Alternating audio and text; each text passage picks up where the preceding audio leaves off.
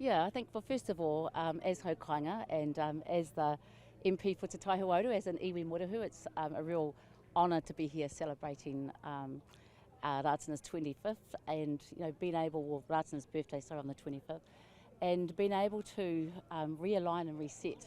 And for a lot of us in Te Tai Māori, that's what this is. It's about remembering our tupuna, remembering the connection between Rātana and Tohu and Te Whiti and Parihaka and the kingitanga and ringatu all around the motu. And I guess I start with that because a lot of the kōrero today was about peace and about aroha, and the theme really is about trying to encourage and remind New Zealand that actually that's the place that we are about, and that's what we need to work together to restore, not only politically but also outside in our own spheres of communities. So I do want to mihi to those here at Rātana that provide us all the opportunity to come together and reflect. And recently we've also lost major leaders such as Whaitariana, and remembering Matua Bom and remembering our kingi, that they have laid down paths of guidance, of light for us to be able to align with our culture here in Aotearoa. So our culture of division, the culture of putting the elite and the extreme wealthy before everyone else doesn't suit the terrain of Aotearoa. So that's been the last 3 or 4 days, and certainly seen the arrival of our new Queenie. So that's the theme that we're going to straighten up to and try and implore all New Zealanders to believe in the spirit of what Rātana laid down, which was te ture wairua, keeping our insight and our belief and our respect for each other well, and te tiriti o waitangi, the absolute vision that we can live together. And we must collaborate, we must be tolerant, and we must also push back against anything that's going to divide us and leave a large people of people behind in Aotearoa. So, yeah. The Treaty Principles Bill was raised as, legislation of concern. Do you think that specifically the comments that Winston Peters and Shane Jones made could allay some of the residual concern, the lingering concern that opponents have for it? We had the government stand up and say, look, assure us, and they have, to be fair to them, the whole way through, they have assured us that they will vote the bill down. But where I was sitting, which is like second row from the pai, is everyone was saying, then why? Then why did you agree to it? And why are you here defending that you agreed to it? Why are we having to waste all that ink, Shane Jones? Why did you allow the Prime Minister to trade off our rights and the dignity to live with peace and aroha together in New Zealand? So it wasn't sitting. A lot of the speeches didn't float. I think Tama got told really clearly to come back to his people, to connect with his people, and I think this is the space. And often you hear all the men speaking on the pai, but actually from where I sit, a lot of the women and the noise and the emphasis that they're making is actually what really sets the theme.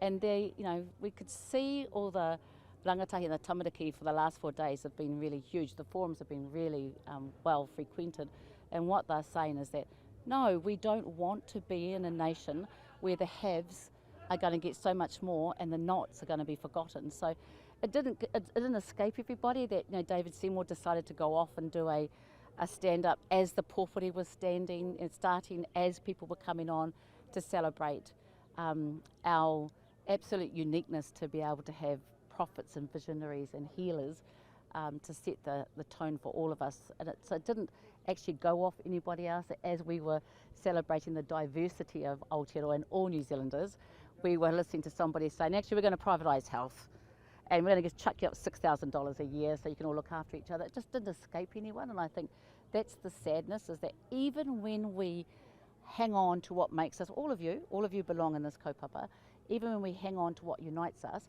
We had a solo flyer over here trying to take the noise and trying to take the Māori of this kaupapa for his own stand-up to announce something that we've all predicted. Do you think that was his motivation? Do you think it was deliberate that he did a State of the Nation up in Auckland today? I think nothing that ACT and Atlas do is not calculated, and I think that we're extremely naive if we think that we're a nation that has control of the political agenda at the moment. Nothing that these bankrollers and these corporate entities that are wanting to come in and have exploitation without having the accountability of tangata whenua is non-premeditated.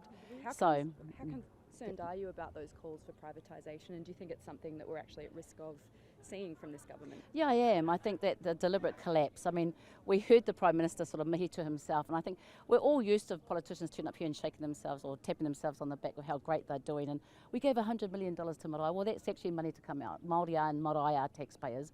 That is money that you are meant to get out. Why was it sitting there doing nothing?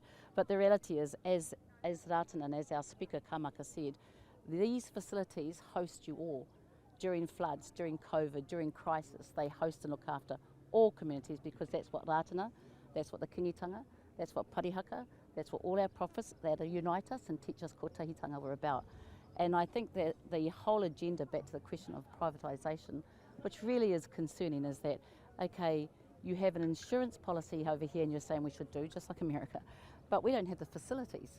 So what happens to those with high needs in rural areas? What happens to our kaumātua and elderly, all kaumātua, Māori, Pākehā, tangata tiriti, when they don't have access to those facilities? So again, it's looking after the super wealthy, the super well, and creating a huge division of the haves and the have-nots. I'm really concerned, and I think we saw that move when they started to,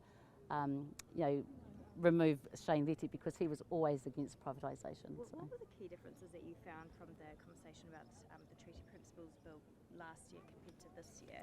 Yeah. There was also quite a steady stream of people coming to your tent, like throughout all the speeches. What are they talking? Does the Treaty Principle Bill come up a lot? All the time. So I think, and it's great actually. It's a shame you guys can't be behind and listen to some of the kōrero.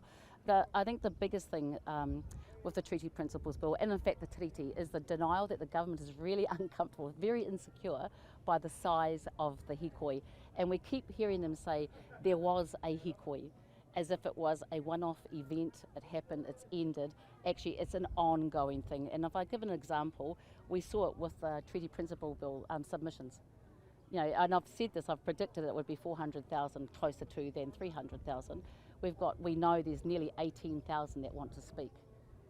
Now, that is unprecedented in the fact of the amount of submissions, but if they're going to squash it into 80 hours, it should normally have been 1,400 hours allocated to it. My point being is that the impact of this injustice, the impact of the hikoi, isn't a one-off event. It continues to have a multiplier effect.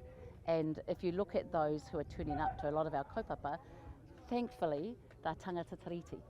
And we've seen it in being able to sort of tautoko a lot of the kaupapa. They don't want to be living in a state of apartheid. They don't want to be living in a state where the tangata whenua are relegated to some dark, pohara corner. And I think that's the kōrero that we're hearing, is that it's not about interpretation, it's actually about making sure we use it in the best way to look after each other. The tribunal.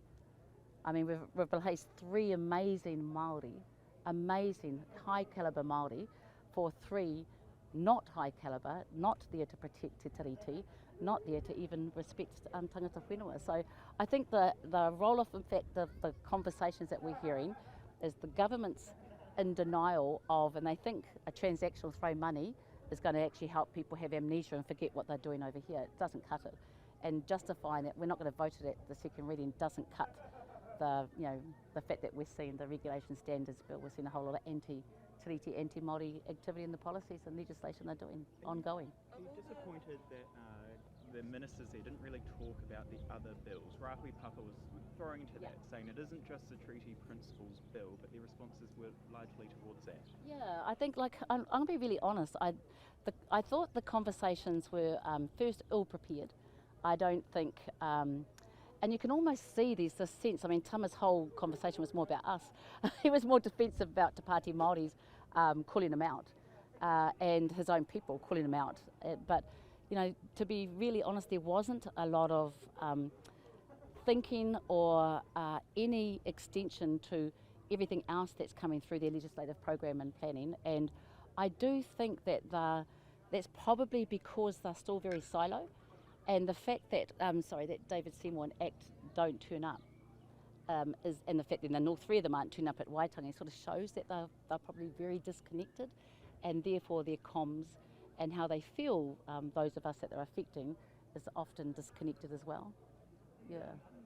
Speeches on both sides, the manihiri and the tangata whenua, which words have stuck with you now that the pōwhiri's wrapped up? Yeah, I think, so first of all, yesterday, Hirawini Parata, when our queenie came on, and I don't know, I'll probably post this tomorrow, but there was hundreds of our kids that sort of followed, and they were like looking through the clear screen to watch this queenie, and they're going to grow with her. His words were, here we have the mokopuna o te motu. And our queenie is a mokopuna of all of us, and so are the mokopuna of the motu. So the whole conversations has been future focused. Going back to Rātana and those of us 152 years ago, the prophets and their vision of collectivity, but also most significantly the kōrero of those who are waiting to be living better. The standout speaker for me today was Kamaka, and I think the reason is because he explained beautifully that we accept, and so you should invest in this whare manual that looks after everyone, but actually you need to do that for every New Zealander so that they can be well. Because when you're housed, you're well. When you're well, you can learn. When you learn, you can earn. And it's just a simple analogy, really, of the whole theme is that we will use our sphere of influence to remind you of those who aren't doing well, and 2/3 of Māori aren't. And so that's the standout for me, is that you could come here and could talk about a whole lot of other things that, but the reality is that we've got to get, as a nation, the basics right and look after every New Zealander. And I love that kōrero. I think that's really important, and it helps us to, reset when we go back to the house next week.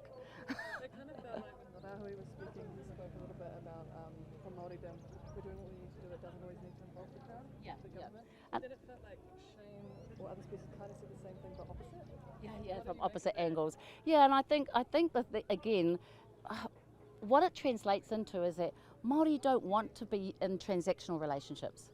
And it's a bit like going back to the kōrero of Whaitariana, and she not only founded, as I said, to Pāti Māori, the whanau kaupapa, like they should be advancing. There's a lot going on in the whanau space that Tama hasn't accounted for. So, and from what we're seeing, sadly, even the great things or the small things that we're doing great, they're not being left alone either.